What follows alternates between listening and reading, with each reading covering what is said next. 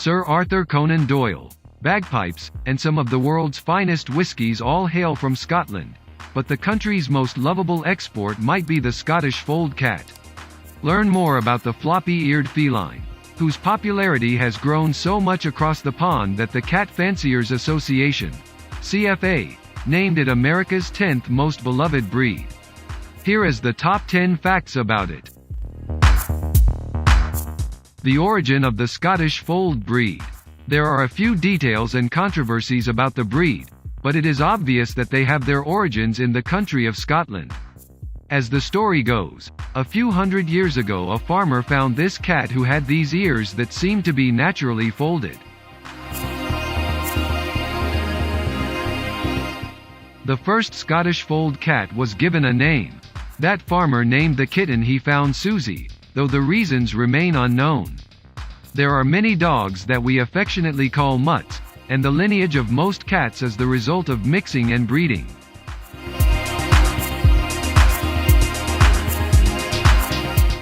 Laziness is a built-in feature. Depending on your fancy for cats, you may see them either as lazy or saving their energy for the nighttime, since cats are nocturnal animals. Well, the Scottish fold is genetically lazy. Maybe that is why they are so quiet. They are too lazy to purr.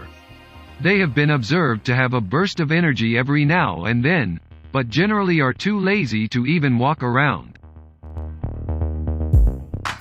They have an anti-cat attitude towards people.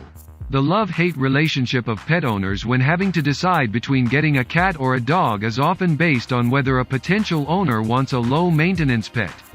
Cats are often considered to be low maintenance because they are aloof, so keep them fed and clean out their litter box, and you likely won't be bothered by them. The 70s introduced them to America. The breed first arrived in the United States in 1971, so they have only been around about 45 years.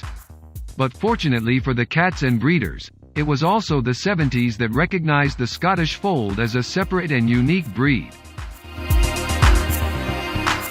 Scottish folds once had a different name. Since they look a bit like lop-eared rabbits, Scottish folds were called lop-eared, or lops, until the breed was registered and its official name became the Scottish fold. Scottish folds are pop culture fixtures. If you haven't seen an Instagram video of Taylor Swift's two Scottish folds, Olivia Benson and Meredith Grey, or scoped out famous internet personality Maru's social media presence, you might want to read author Peter Gether's book, The Cat Who Went to Paris, 1990, and its sequel, A Cat Abroad, 1993. The sitting kitty. Maybe the Europeans don't accept the breed because unlike virtually every other cat, the Scottish fold sits on its behind like a human. For Europeans this may be akin to sitting on the throne. Perhaps this is a genetic act of rebellion from the breed that will prefer to sit with its front paws along its sides instead of their behind leaning on an angle like most cats. They might snore. This is not a given, but the fact that these cats sleep on their backs can raise the question of whether they are natural snorers. We are used to seeing cats curl up in the most inconvenient places and go to sleep. Seeing a Scottish fold lying on its back before going to sleep is just as natural for this breed. The 70s introduced them to America. The breed first arrived in the United States in 1971, so they have only been around about 45 years. But fortunately for the cats and breeders, it was also the 70s that recognized the Scottish fold as a separate and unique breed.